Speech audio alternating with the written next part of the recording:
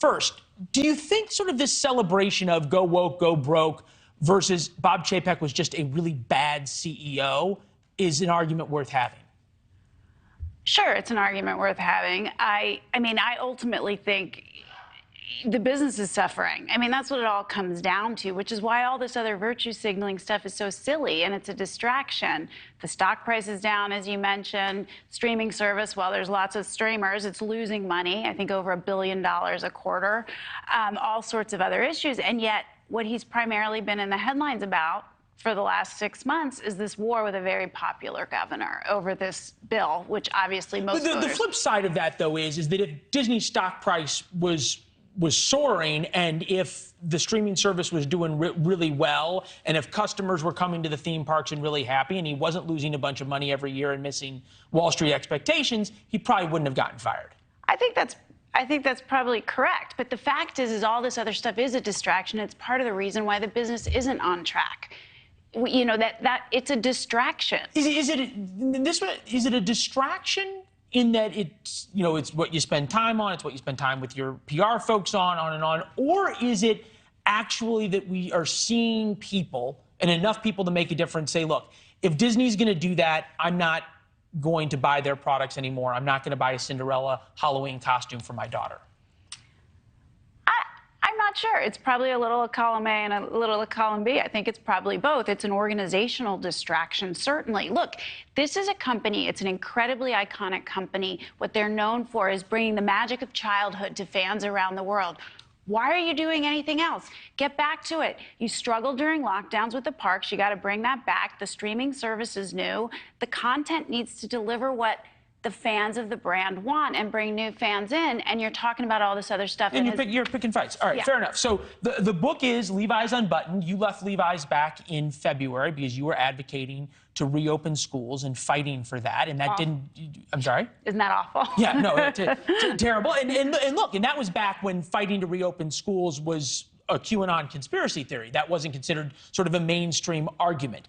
How clear to you was it that either sort of toe the line on those issues or you're gone? It became clear. I mean, I was at this for 2 years. You know, I started, to your point, at the very beginning, March 13th, when schools closed. I was like, this is not good. This is not right. This violates every sort of pre-pandemic plan we ever had, and kids are not at risk. About halfway through my advocacy, in 2 years, I didn't lose my job. It took 2 full years.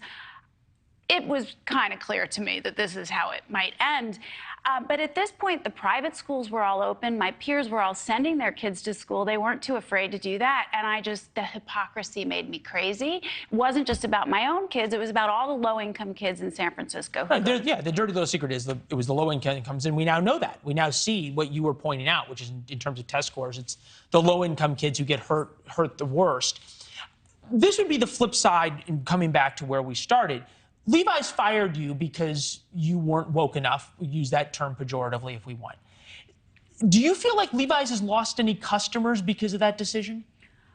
I don't. You know, the other way this is the inverse is our business was good. Our stock price had doubled since the depths of COVID and lockdowns. And you still got fired. Yes. And that's the problem, is focus on the business. That's my point. If you'd focused on the business, I was doing a great job. You know, our business had recovered very quickly. Our stock price was healthy.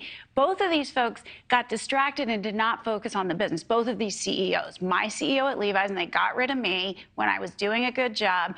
And then you had Chapek, who caved to the mob. He didn't want to do it at first, but then he did it thinking that would get him gain favor, and it didn't. A lot of people buy Levi's. A lot of people go to Disney World and watch the movies. They're not all politically aligned. Appeal to the broadest swath of consumers. How did it become an expectation of corporations?